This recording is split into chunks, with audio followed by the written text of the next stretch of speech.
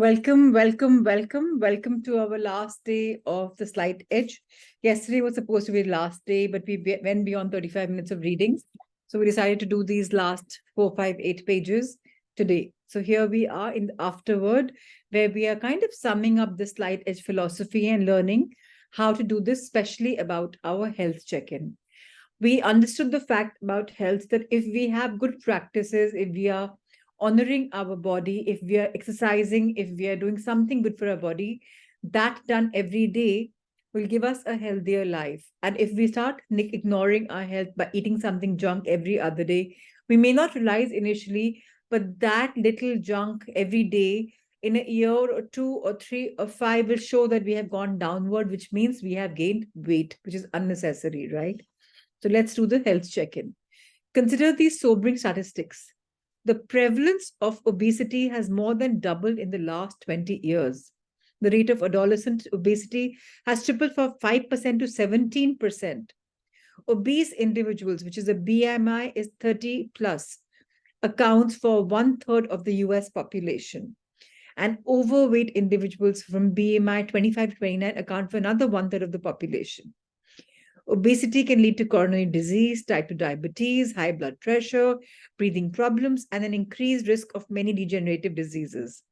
70% of obese patients have had at least one cardiovascular disease risk factor due to excessive weight. Unhealthy weight gain due to poor diet and lack of exercise is responsible for 300,000 deaths per year. Remember, unhealthy weight gain, we have been taught again and again by Dr.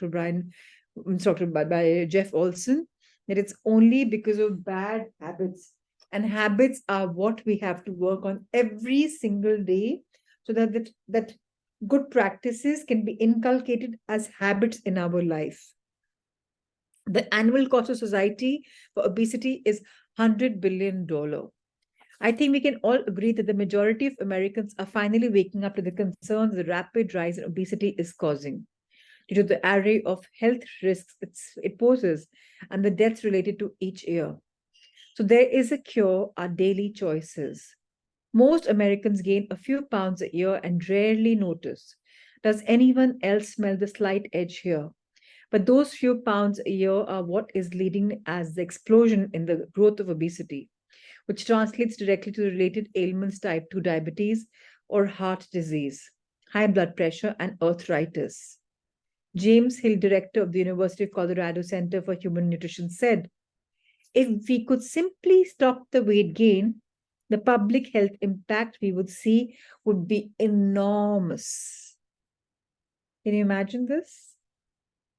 That means everybody individually in USA, 1/3 of adults, 1/3 of children, which means 1/3 of population, is responsible for 100 billion expenditure.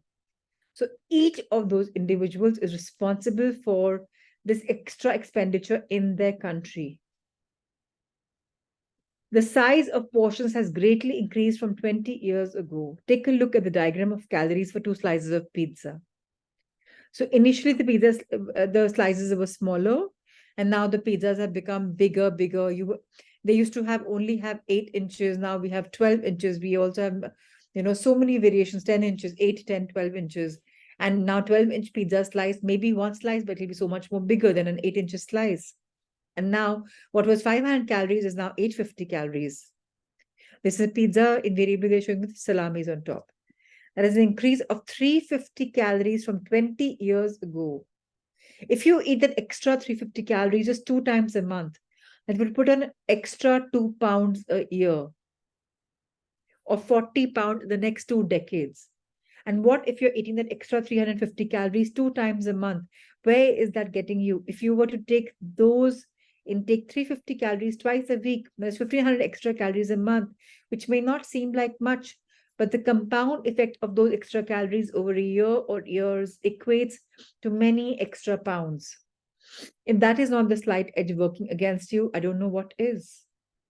Our portions are growing and growing, and we have rapidly become, pardon that pun, a biggie size nation.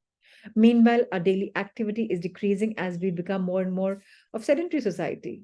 In fact, a very small percentage of the US population have physically active occupations. And the same thing applies for India as well. Even though Jeff Olson is American, he's talking about American economy. India, maybe obesity is on the rise. That is why we have so many slimming clinics and so many nutritionists, so many dietitians, and there's a fetish to on people to become thinner, like more than healthier, thinner has become a fad, right? Zero size and whatnot. So India is also going through this pretty much a lot. And to make it worse, most are content to sit in front of TV. Studies show the typical American spends 30 hours a week in front of TV, yet only 27% of Americans get the recommended amount of weekly exercise. It seems we have some hours we can take from TV watching to reinvesting in our health. If we could dedicate 30 minutes a day to physical activity, we would see vast health benefits that no TV program can provide for us. With just 30 minutes of physical activity a day, you can reduce health risks, high blood pressure, stroke, osteoporosis, coronary disease, type 2 diabetes, certain cancers. So keeping off excess weight is also if we start doing 30 minutes of physical activity every single day. We can also ward off viral illnesses. If any virus is going to attack us and you've been working out, that means you have been exfoliating by perspiration, and then the virus also gets kicked out of our body. Now, it also helps us keep our arteries clean. Why? Because when there is activity, the blood flow is so much more. And when the blood flow is so much more, the arteries are clearer. It also helps strengthen our heart. Research by Gallup Management concludes that people who exercise at least 2 days a week are happier and have significantly less stress. In addition, these benefits increase with more frequent exercise. We found that each individual day of working out increased energy levels. Wow. Can you see what big benefits are in store for you when you combine daily actions with a little discipline? Just start somewhere. It can be as easy as running a lap around your block, but if you don't start somewhere, you will never attain your health goals. So for becoming thinner, for becoming healthier, you have to start walking. That's the first exercise that you've been told. Something better than nothing. Take the example of Jereen, 21, who discovered how small actions that compound over time make a difference. She has a passion for the sport of gymnastics, but the older she got, the more competitive the sport got. So the sport of gymnastics, I have learned time management, self-discipline, teamwork, and most importantly, the power of one's mind. Gymnastics is a sport where progress is slow, skills are perfected through muscle memory, patience, and hard work. It's a very strenuous sport, both physically and mentally, and takes years of a solid foundation to build off and improve. I did not have a solid foundation when I started competitive gymnastics at age 7. I moved gym 2 years after I started the sport, and when I made the transition to the new gym, I basically had to learn the sport all over again. Through patience, hard work, and many hours of practice, I became one of the top ranked gymnasts in California. By the age 12, I was practicing 25 hours a week and commuting 2 hours a day. There were days when my body hurt, when I had homework to do, when I thought I could not handle doing another routine at practice, when my mind and body wanted to throw in the towel and give. But I didn't. I learned through 13 years of competitive gymnastics that there are going to be rough days. There are going to be days when you have given your full effort and you will still come up short. There are going to be days that you don't want to forget, but in reality, those are the days that make you stronger, that make you realize anything is possible with effort and a positive attitude. I learned at a very young age that your mind can control your body in positive and negative ways. Your thoughts are so powerful that they can pull you out of a rut or keep you buried deep within. Gymnastics is all about seeing and believing the positive. If you cannot see yourself succeed and improve, then there is no way that you will. Gymnastics has taught me that you cannot go through the motions, you cannot mark your skills. The concept can be brought over to daily activities in life. If you go through the motions of life without being conscious, without being purposeful, then it is a danger to you and others. Small steps can make a huge difference, and with a strong support system, such as my teammates and family, good role models, and strong work ethics, barriers can be broken and huge accomplishments achieved. Jerim is attending Oregon State University and was a part of the Oregon's team gymnastics team for 2 years before a career-ending injury forced her to retire from the sport. She continues to impart her wisdom to younger gymnasts. However, as a team coach at a private gym, some of her students have completed at top state levels while simultaneously cultivating some valuable life disciplines that Jareem first honed with gymnastics herself. Great job, Jareem.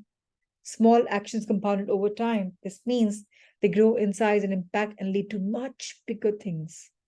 This is one of the most important lessons of the slight edge. I had a friend who was trying to lose weight and loved the popular show, The Biggest Loser. She got many great diet and exercise tips from the program. One day while she was watching, she asked herself, why don't I jump on the elliptical machine when I watch this program? That way, after an hour goes by, I'm able to watch the show as well as get my daily exercise in. What a great way to customize a daily activity. Do what consistently works for you, but do something each day. Believe it or not, maintaining vibrant health doesn't have to be complicated. Fad diets will always come and go, but at the end of the day, it always comes to your daily decisions. So, what's the next generation health plan? Here are some of the tips for optimal health. Be mindful of controlling your food portions, eating slowly, paying attention to when you're full. So when people are talking and people are eating, then they're not paying attention to what they're eating and they don't even know when they're full. So if they're used to having two breads per se, but if they're full in one and a half, they won't even get to know because they're talking. Or they're eating fast. And brain takes 20 minutes for the brain to register that it's full. Make good daily food selections, limit fatty foods and carbohydrates, increase vegetables, healthy grains, and lean protein, especially in the winters, where the metabolism anyway slows down. So evening should be all about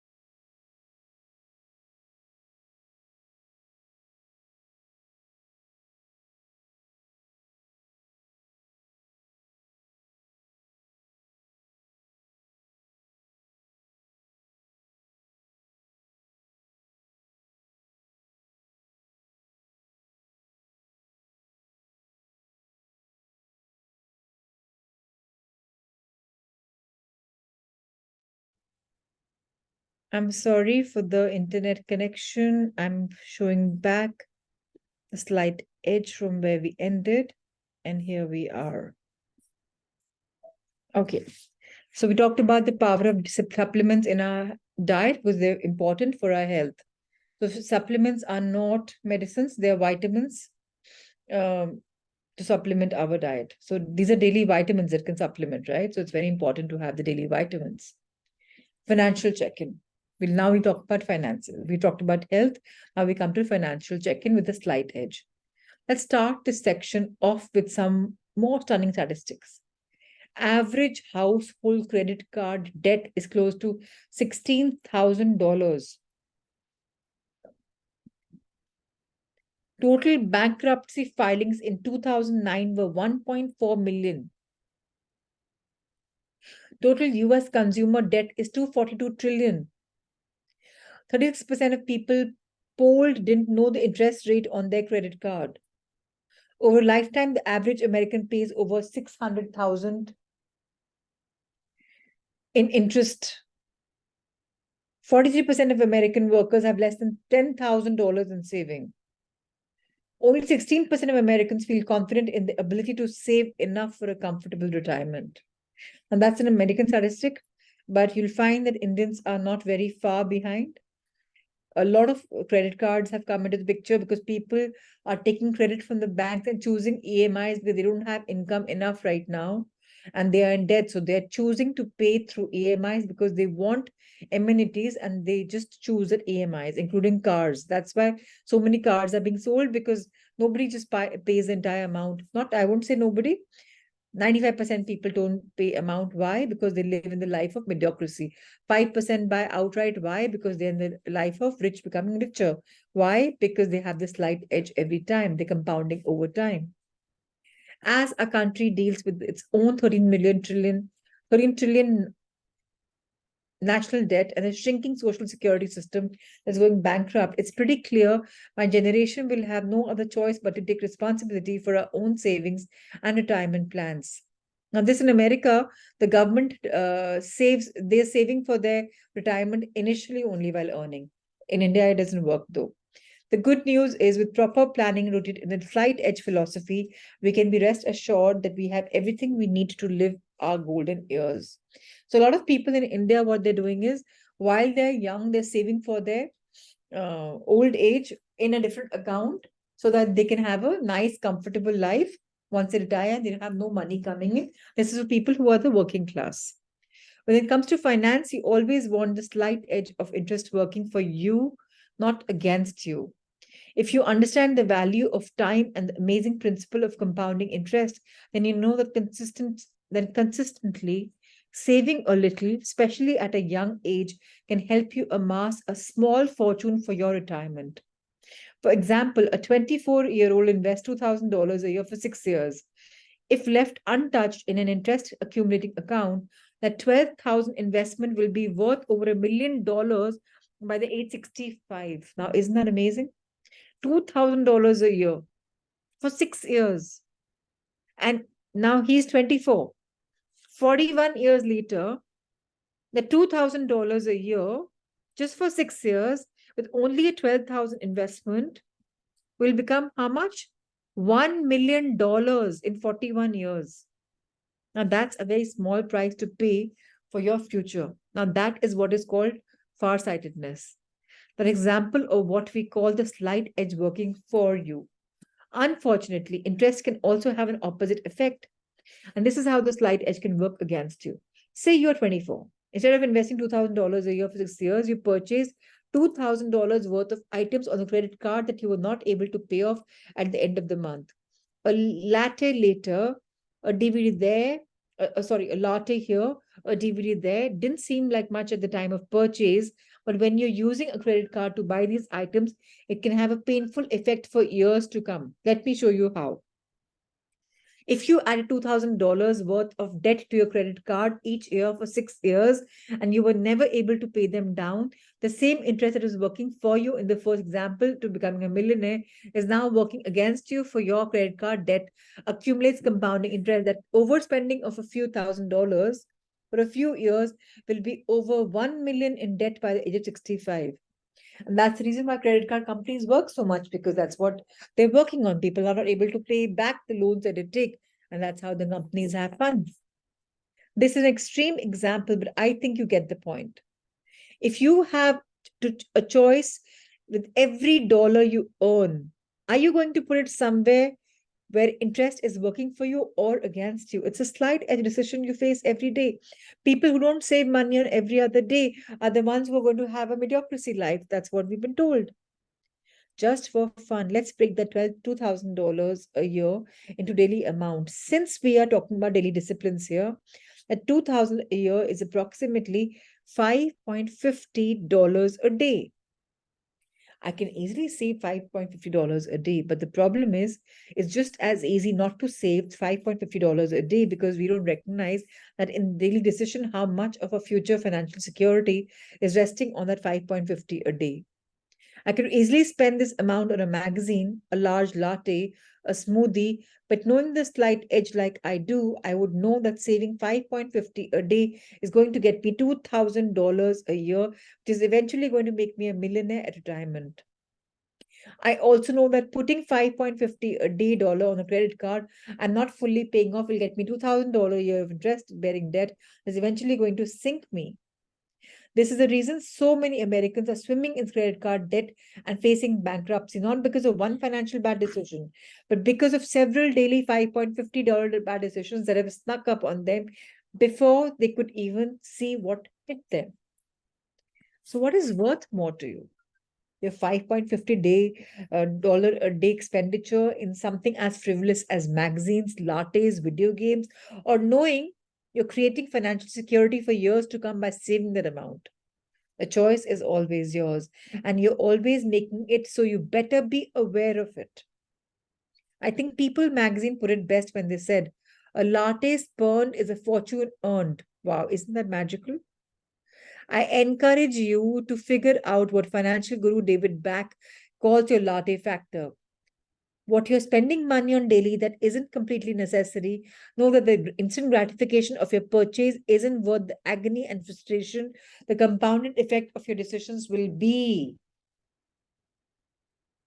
The slight edge decision to save that money and let the interest work for you will reap huge benefits for years to come. Invest a latte a day in your life today, and you will be greatly rewarded later. Financial tips for the next generation. Determine your latte factor. Make daily savings goal. Daily saving goal is the criteria. Invest that money in a high interest saving account or CD. Don't spend more money than you can pay off each month on your credit cards. Very important factor. That's अपने India में बोलते हैं जितनी चादर है उतना पाँव फैलाओ, right? Make sure you have the most competitive interest rates on your credit card. Be aware if you miss or are late on the one credit card payment, your interest rate can greatly increase, sometimes even double. Meet with a financial mentor to determine the best way to save for college and retirement and trace that back to your daily goals. Health and finances are just two main areas. You can see the slight edge pay itself out. The main point I'm trying to make is that the next generation has to be responsible for the outcome of their lives. Commit to being responsible for the trajectory of your health and finances. Commit to being responsible for your contribution to society. Ask yourself, how do I contribute to preserving the earth's resources? How should I best give off my talents and time to help my community and help those in need? Commit to being responsible for your education and career development. Teachers and parents are not ultimately who will decide if you reach your aspirations or attain your dream jobs. You will be. Read how Slight Edge reader Alex Cross took responsibility for his own development. I was having a hard time staying focused in my studies and was struggling to keep up. I was failing in half the classes I was taking and was slowly adopting a bad attitude towards school in general. At the urging of my dad, I started to read at least 10 pages of a good book a day. I started with success for teens. Real teens talk about using the slight edge. I started implementing daily study tasks into my schedule and took small steps to improve my academic success. My grades improved to the rank of AB on the roll. At the end of the school year, I received an award for the most improved student. The next year, I continued the regime of 10 pages a day. That year, I received a letter of recommendation from President Obama for scholastic achievement and have won an AB honor roll ever since. I even recently received a commendation from Duke University for testing up in the top 5% in the nation in a standardized test. No matter where are in life, high school, college, first job, building our careers, we can learn a lesson from Alex and commit to being the driver of our own development and our ultimate destiny. There are numerous other areas of our lives. The daily decisions we make either move us closer or further away from our goals. What else is important to you? What else pulls at your heart? If it is environmental consciousness, trace back your carbon footprint on the earth to daily activities. If it's excellence in a sport, trace back the success in that sport to your daily activities. If it is academic excellence, trace back your end goal to your daily activities. The important part is to stay committed to what is important to you and stay committed every single day without fail. In a society that has a lack of commitment, we change channels, cell phones, jobs, even significant others at an alarming rate. We keep scrolling on the mobile from left to right. Won't it be refreshing if a generation was so sure of what they wanted and so committed to their cause by practicing unshakable commitment? I desire from the bottom of my heart to see this happen. And I hope you will join me in living that out. I believe the future is truly your canvas, where every possibility is available to you. If you will only harness everything you need to make your goals and aspirations a reality. Be a generation of change. Be a generation of responsibility. Be a generation of discipline. Be a generation of commitment. Be a generation of the slight edge. If you are a part of the next generation, I hope you choose the life of your dreams every single day. If you are the parent, grandparent, uncle, aunt, teacher of the next generation, I hope you will help support and spread the slight edge next generation message. Visit slightedge.org to learn more about how you can get involved in advancing the Slight Edge next generation message, as well as with view individual additional sources and join a community of people dedicated to the next generation. Now, from Jeff Olson, there's an invitation for all of us. So Gandhi says, be the change you wish to see in the world. So we talked about the ripple effect earlier in the book. The ripple effect is so much bigger than the individual ripples we create. The magic lies in the collective ripple we make together as a community, our nation, and the world. We have created an online Slight Edge community to help you start your own positive ripples. The community was designed with you in mind, combining all the Slight Edge principles. You will have access to life enhancing information and resources to help you stay on track with your daily habits. You will also experience the power of association by being part of positive community with like-minded individuals. You will be able to interact and touch the lives of others as well as share your own slight edge story. The slight edge could end here for you, and you can move on with the rest of your life. Or you can be a part of a movement of things that are easy to do, easy not to do, yet makes all the difference. This is a slight edge decision, and I hope you make the right one. It's my deepest desire that you have a legacy of positive ripples. Sincerely, Jeff Olson. To join the Slight Edge community, visit www.slightedge.org. You can also follow us on Facebook and Twitter. I look forward to seeing you there. Facebook.com has your slight edge, and Twitter has your slight edge. So that's it. And these are the life transforming resources there in front of you. These are the books that he's recommended for all of us to read so that we become really amazing. And you all have the PDF also shared on the groups. So please go ahead, read this book if you want. If you're not part of the group and you're seeing this on the online community, take a screenshot of this page and they buy these books. We will try in inspiration sessions to maybe read some of these books in the near future. Until then, we hope to keep seeing you for the Inspiration 9 p.m. sessions daily. And with this, let's call it a night and sleep tight. Lots of love, lots of light. Today, we concluded the Jeff Olson's The Slight Edge. On Sunday, which is day after, we begin the beautiful book Goals by Brian Tracy. So see you on Sunday. Lots of love and light. Thank you, thank you, thank you.